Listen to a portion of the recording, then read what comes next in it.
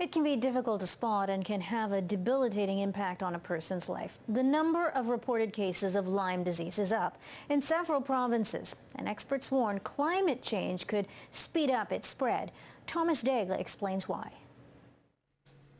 This is what life with Lyme disease looks like for Michelle Goldman. Days spent in bed fighting to muster the energy to do everyday tasks. I could probably pass for someone who's relatively healthy. I might look a little tired, and yet I'm very, very sick. Goldman got the disease 19 years ago on a camping trip in New York State. A doctor treated it with antibiotics, but years later it came back, and in recent months she's had to quit her job. I've started having seizures. I'm having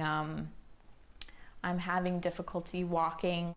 A big impact for something that begins so small. This is microscopic, really. They're so tiny. That's how Lyme disease spreads, often from ticks latching on to other animals such as mice. Virginie Millien has been studying the spread of Lyme for 5 years and has slowly seen it move to Canada as climate change leads to higher temperatures here. The species are shifting their range up north. If you look at the mouse, we estimate it's been happening historically at a rate of 10 kilometers per year.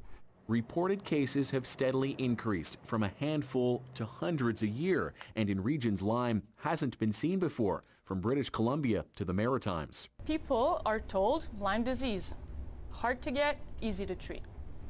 And unfortunately, that is not the case. A common sign is a mark like this one, or simply chronic fatigue. Goldman is sharing her story to spread awareness among patients and doctors here who she says aren't used to diagnosing or treating people with the disease. You can look at them and they can look fine, but you have to just trust them and believe them. For those walking through the woods this summer, experts recommend wearing long sleeves and using insect repellent with DEET to avoid catching a disease that's more common here than ever before. Thomas Daigle, CBC News, Montreal.